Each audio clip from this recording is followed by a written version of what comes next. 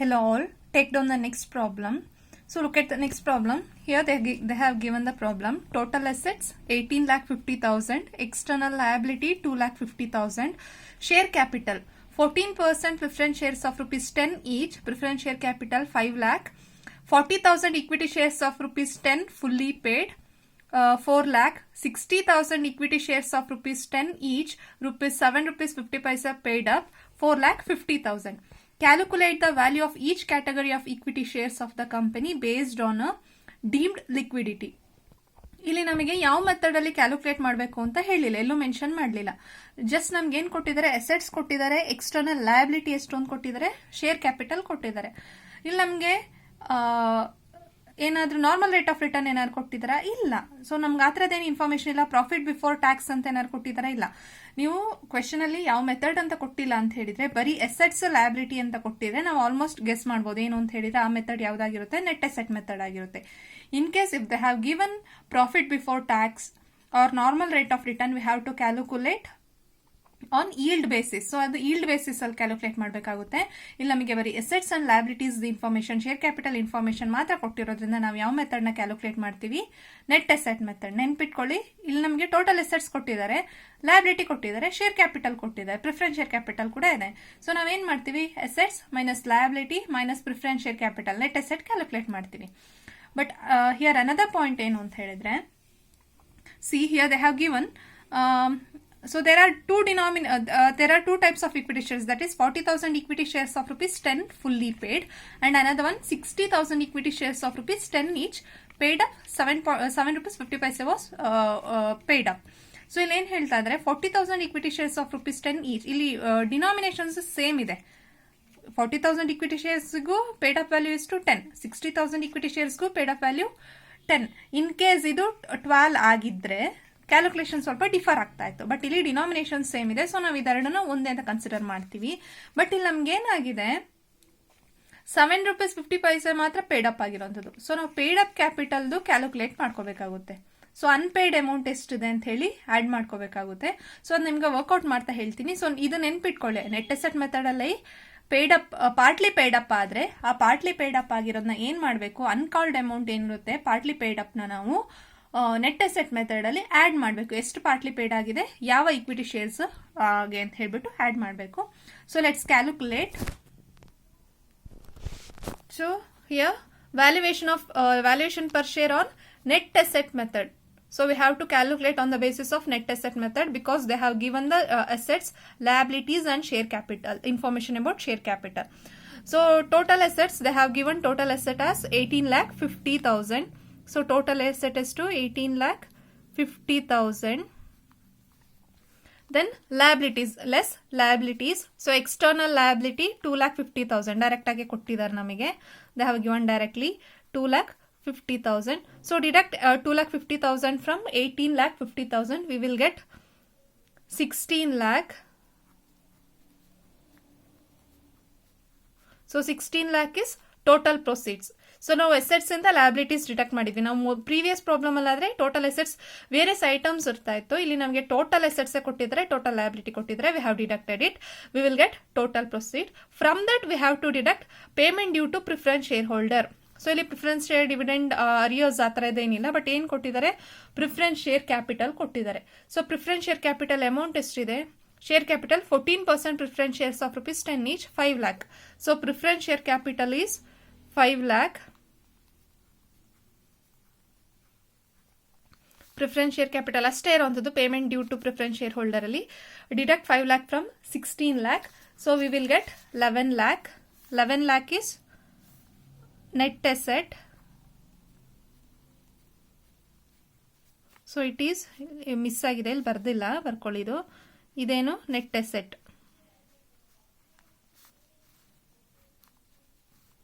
So net asset is 11 lakh. Deduct 5 lakh from 16 lakh. 16 lakh minus 5 lakh is 11 lakh. It is net asset. ಬರ್ಕೊಳ್ಳಿ, ಇದನ್ನ miss ಆಗಿದೆ ಇಲ್ಲಿ, net asset.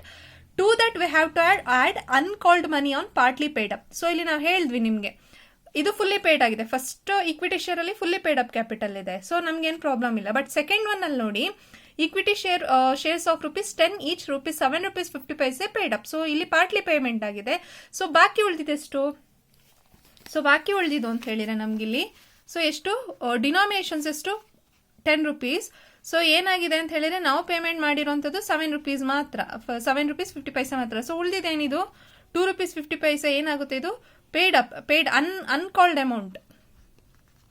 So ಇದನ್ನ ನಾವೇನ್ ಹೇಳ್ತೀವಿ? Uncalled amount ಅಂತ ಹೇಳ್ತೀವಿ. ಏನು? ₹2.50 ಅಲ್ವಾ? ₹10 ₹7.50 ಮಾತ್ರ ಪೇಮೆಂಟ್ ಆಗಿರೋದು. ರಿಮೈನಿಂಗ್ ₹2.50 ಏನಾಗುತ್ತೆ? ಅನ್ಕಾಲ್ಡ್ ಮನಿ ಆಗುತ್ತೆ. ಆ ಅನ್ಕಾಲ್ಡ್ ಮನಿನ ಯಾವತ್ತು ನೆಟ್ ಅಸೆಟ್ ಮೆಥಡ್ ಅಲ್ಲಿ ಇನ್ ಕೇಸ್ ಪಾರ್ಟ್ಲಿ ಪೇಮೆಂಟ್ ಏನಾದ್ರೂ ಆಗಿದ್ರೆ ಉಳಿದಿರುವಂತ ರಿಮೈನಿಂಗ್ ಶೇರ್ನ ನಾವು ಆಡ್ ಮಾಡಬೇಕಾಗುತ್ತೆ. ನೆನ್ಪಿಟ್ಕೊಳ್ಳಿ, we have to add the uncalled money on partly paid up. So uncalled money ಎಷ್ಟು? ₹2.50. ಸೊ ಯಾವ ಶೇರ್ಸ್ ಅಲ್ಲಿ 40,000 ಈಕ್ವಿಟಿ ಶೇರ್ಸ್ ಅಲ್ಲಿ ಫುಲ್ಲಿ ಪೇಮೆಂಟ್ ಆಗಿದೆ. ಸೊ ನಾವು ಇದನ್ನ ಕನ್ಸಿಡರ್ ಮಾಡಲ್ಲ 40,000 ನ. ಸೊ ಯಾವ ಶೇರ್ಸ್ ಅಲ್ಲಿ ಆಗಿರೋದು? 60,000 equity shares of ₹10 each ₹7.50 paid up. So we will consider 60,000 equity shares amount. So 60,000 into 2.50 ಯಾವ್ದಿದು? ಅನ್ಕಾಲ್ಡ್ ಮನಿ ಪೇಮೆಂಟ್ ಆಗಿಲ್ಲ ಅದನ್ನ. ಸೊ 60,000 ₹7.5 ಮಾತ್ರ ಪೇಮೆಂಟ್ ಆಗಿರೋದು. ಪಾರ್ಟ್ಲಿ ಪೇಮೆಂಟ್ 2.50 ಆಗಬೇಕಾಗಿದೆ. ಸೊ ಆ ಪಾರ್ಟ್ಲಿ ಪೇಮೆಂಟ್ ನ ನಾವು ಆಡ್ ಮಾಡಬೇಕು. So we have to receive so ₹2.50 into 60,000 ಅಂತ ಹೇಳಿದ್ರೆ 1,50,000. ಸೊ ಇದನ್ನ ನಾವು ಡಿಡಕ್ಟ್ ಮಾಡಲ್ಲ, ಯಾಕೆಂದ್ರೆ ನಾವು ರಿಸೀವ್ ಮಾಡಬೇಕು. ಸೊ ರಿಸೀವ್ ಮಾಡ್ಕೊಳ್ಳೋದ್ರಿಂದ ನಾವು we will add it. So 1,50,000. So total it 11 lakh plus 1,50,000 ಅಂತ ಹೇಳಿದ್ರೆ 12,50,000. 12,50,000. So it is intrinsic value of asset. So intrinsic value of assets are profits available to equity shareholder for equity dividend is to 12,50,000. So calculate, formula haki calculation ಮಾಡೋಣ. So value of fully paid equity shares is equal to profits available to equity shareholder for equity dividend. Calculate ಮಾಡಿದ್ವಿ ಎಷ್ಟು? 12,50,000. So profits available to equity shareholder for equity capital is 12,50,000 divided by number of equity shares. So see, number of equity shares ನಮಗೆ ಇಲ್ಲಿ two types of equity shares ಇದೆ, two classifications ಇದೆ. But denomination same ಇರೋದ್ರಿಂದ ಒಟ್ಟಿಗೆ ತಗೊಳ್ಬಹುದು. Denominations ಬೇರೆ ಇದ್ದಿದ್ರೆ ಬೇರೆ ತರ ತಗೊಳ್ಬೇಕಾಗಿರ್ತಿತ್ತು ನಾವು. ಸೊ ಸಪರೇಟ್ ಕ್ಯಾಲ್ಕುಲೇಷನ್ ಮಾಡ್ತಾ ಇದ್ವಿ. ಇಲ್ಲಿ ನಾವು ಒಟ್ಟಿಗೆ ಕ್ಯಾಲ್ಕುಲೇಟ್ ಮಾಡಬಹುದು. See number of equity shares ಒಂದೆಷ್ಟಿದೆ? 40,000 ಇದೆ. 40,000 ಇಕ್ವಿಟಿ ಶೇರ್ಸ್ ಇದೆ. ಇನ್ನೊಂದೆಷ್ಟಿದೆ? 60,000 ಇಕ್ವಿಟಿ ಶೇರ್ಸ್ ಇದೆ. ಸೊ ಟೋಟಲ್ ಎಷ್ಟಾಯ್ತು? 1 lakh ಅಲ್ವಾ? ಸೊ ಯಾವ್ದನ್ನು ತಗೊಳ್ತೀವಿ ನಾವು ಅಂತ ಹೇಳಿದ್ರೆ ನಂಬರ್ ಆಫ್ ಇಕ್ವಿಟಿ ಶೇರ್ಸ್ ಎಷ್ಟು? 1 lakh. ನಿಮ್ಗೆ ಸಪ್ರೇಟ್ ಕ್ಯಾಲ್ಕುಲೇಷನ್ ಬೇಡ ಅಂತ ಹೇಳಿದ್ರೆ ಇದು ಹೇಗೆ ಬಂತು ಅಂತ ಹೇಳಿ ಬ್ರಾಕೆಟ್ ಅಲ್ಲೇ ಬರ್ಕೊಳ್ಳಿ. ಎಷ್ಟು? 60,000 ಪ್ಲಸ್ 40,000 ಅಲ್ವಾ? ಸೊ ಎಷ್ಟಿದೆ? 60,000 equity shares of ₹10 each, 40,000 equity shares of ₹10 each. Total number of equity share is 1 lakh. So divide it. 12,50,000 divided by 1 lakh is equal to ₹12.50. 12 rupees 50 paisa. So value of share is 12 rupees 50 paisa. ನಮಗೆ ಇದು fully paid shares. ಯಾಕೆಂದ್ರೆ ನಾವಿಲ್ಲಿ calculate ಮಾಡಿರೋದು fully paid up shares. 12,50,000 ನಾವು ಇಲ್ಲಿ ನಾವು add ಮಾಡಿದೀವಲ್ವಾ, ₹2.50 add ಮಾಡಿರೋದ್ರಿಂದ total value ಎಷ್ಟು? 12 rupees 50 ಫುಲ್ಲಿ ಪೇಡ್ ಅಪ್. ನಾವು ಪಾರ್ಟ್ಲಿ ಪೇಡ್ ಅಪ್ ಕ್ಯಾಲ್ಕುಲೇಟ್ ಮಾಡಬೇಕು. ಪಾರ್ಟ್ಲಿ ಪೇಡ್ ಅಪ್ ಕ್ಯಾಲ್ಕುಲೇಟ್ ಮಾಡೋದು ಈಸಿ. ಸೊ ನಮ್ಗೆ ಈಗ ಆಲ್ರೆಡಿ ಸಿಕ್ಕಿದೆ ಎಷ್ಟು? 12 rupees 50 ನಾವೇನ್ ಮಾಡಿದೀವಿ? Total value per share. ಅದರಲ್ಲಿ ಇನ್ನೂ ನಾವು ರಿಸೀವ್ ಮಾಡ್ಕೊಂಡಿಲ್ಲ. ಎಷ್ಟು ರಿಸೀವ್ ಮಾಡ್ಕೊಂಡಿಲ್ಲ? ₹2.50 ರಿಸೀವ್ ಮಾಡ್ಕೊಂಡಿಲ್ಲ. So deduct it from it. Unpaid amount ₹2.50 ಎಷ್ಟು ಬಂತ ಹಾಗಾದ್ರೆ? ₹10.